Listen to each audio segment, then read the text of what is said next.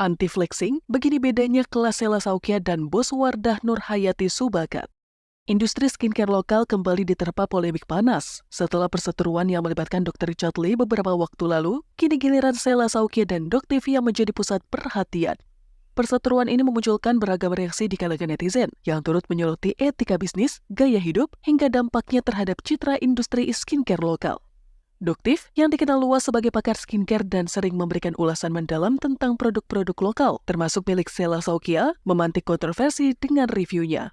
Tak terima dengan kritik tersebut, konflik antara keduanya pun memanas. Puncaknya, Doktiv mengambil jalur hukum akibat dugaan ancaman kekerasan dari pihak Sela Saukia dan timnya. Hal ini menambah rumitnya permasalahan yang sebelumnya hanya sebatas kritik dan respon di media sosial. Selain perseteruan hukum, gaya hidup Sela Saukia juga menuai kritik tajam. Beberapa warganet menganggap kebiasaannya memamerkan kekayaan di media sosial sebagai tindakan tidak pantas, terutama bagi seorang pemilik brand skincare yang seharusnya berfokus pada produk dan pelanggannya. Gak pernah tertarik beli produk dari owner yang sering flexing harta. Aneh apalagi packing produknya, ujar seorang netizen. Komentar lain bahkan menyoroti hubungan antara gaya hidup mewah dan integritas bisnis Sela Saukia. Entah kenapa gue selalu yakin kalau owner yang cepat kaya itu pasti penipu, orang jahat, manipulatif, dan tidak halal cara jualannya, tulis netizen lainnya. Kini di tengah kritik terhadap Sela Saukia, netizen membandingkannya dengan Paragon Technology and Innovation, perusahaan di balik brand ternama seperti Wardah. Paragon dianggap sebagai contoh ideal dalam menjalankan bisnis dengan integritas tinggi, tanpa harus memamerkan kekayaan pribadi. Bahkan, keberhasilan Paragon terlihat dari kesejahteraan karyawan dan mitra afiliasinya.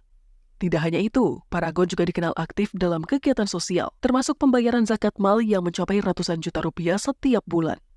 Perseteruan ini memunculkan pertanyaan besar tentang arah industri skincare lokal. Apakah popularitas dan gaya hidup mewah pemilik brand menjadi standar baru, atau justru mengikis kepercayaan konsumen?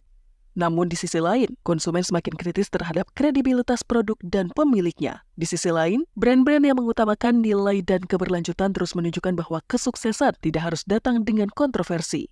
Drama antara Sela Saukia dan Doktiv menjadi pengingat bagi pelaku bisnis skincare untuk menjaga etika dan profesionalitas.